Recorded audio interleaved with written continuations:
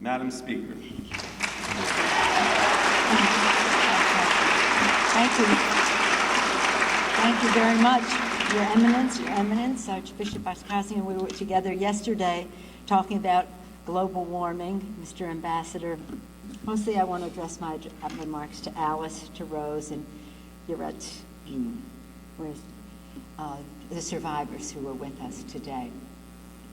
I carry around with me in my briefcase a copy of the New York Times that came out the day after the hearings in the Capitol. And people keep saying, why do you have this old newspaper in your briefcase? I said, because I want it there. I have it, it's just the front page of the New York Times and what goes with the front page. And on that front page is a picture of the survivors at the hearing that was held under the chairmanship of Tom Lantos last year.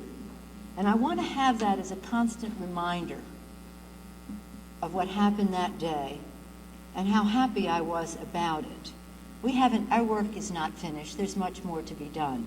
But on that day, a very important committee of the Congress of the United States made a statement that was very courageous, made a statement that was appropriate to the values of the American people, that nearly 100 years ago, something happened to the Armenian people, and we in the United States are prepared to call it a genocide.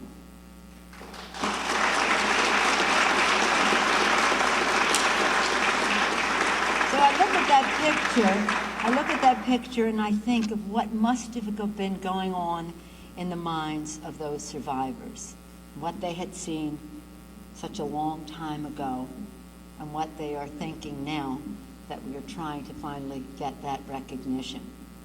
Today, we commemorate the 93rd anniversary of the Armenian Genocide and pay tribute to the victims and survivors, some of whom, again, are here this evening. Thank you so much. It's an honor to be with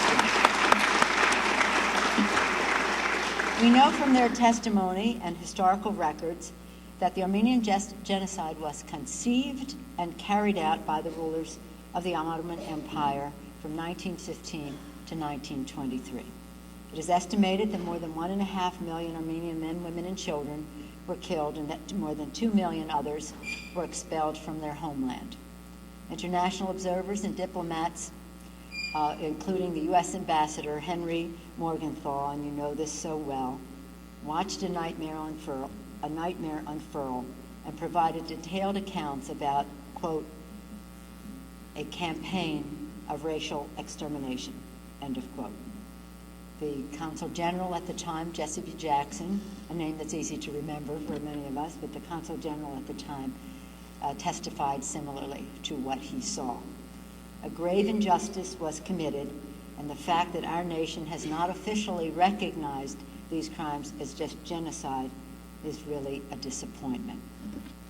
So I thank Frank Pallone and Joe Nolenberg and so many of our colleagues for their leadership as co-chairs of the Congressional Caucus on Armenian issues. Adam Schiff has been a champion, and now, in addition to Anna Eshu, our Armenian/Assyrian member of Congress, we now have Jackie Spear, have Armenian as well in the Congress. We've added another voice since last year. We've all worked together, some of us over the years, on issues related to assistance to Armenia. Section 907 of the Freedom Support Act and the issues related to Nagorno-Karabakh. It has truly been a bipartisan effort every step of the way.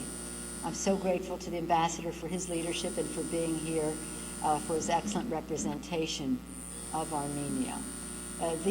Again, as I come to pay my respects to you, it is with some sadness, certainly sadness over what happened nearly 100 years ago, but also sadness that it is long past time for the President and the Congress to formally recognize the Armenian Genocide. If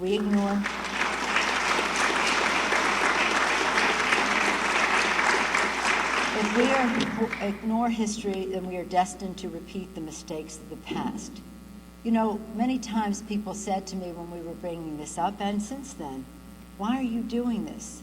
This happened even if it is genocide, it happened a long time ago. And I said, I know it happened a long time ago, but genocide is happening right here and now on our planet. It happened in Rwanda, and it's happening in Darfur. And as long as it exists, we must make a statement about a genocide that we know happened, no matter how long ago it happened. The United States government and the international community has an urgent obligation to do more to end the genocide in Darfur. I think we all agree to that. On this anniversary, what we must remember the victims and the survivors of the Armenian Genocide. We must provide the leadership to ensure that this human tragedy is not repeated, and we can begin by recognizing it when it happened so long ago. Thank you all for the generosity of spirit that you have to be with you. I think you're in that picture. I think you're in that picture. I recognize you from that picture. And imagine the courage of them to come, be wheeled into this committee hearing to hear the pros and the cons and feel inside of them the truth and justice of it all. Thank you all for giving us the privilege of speaking to us about it.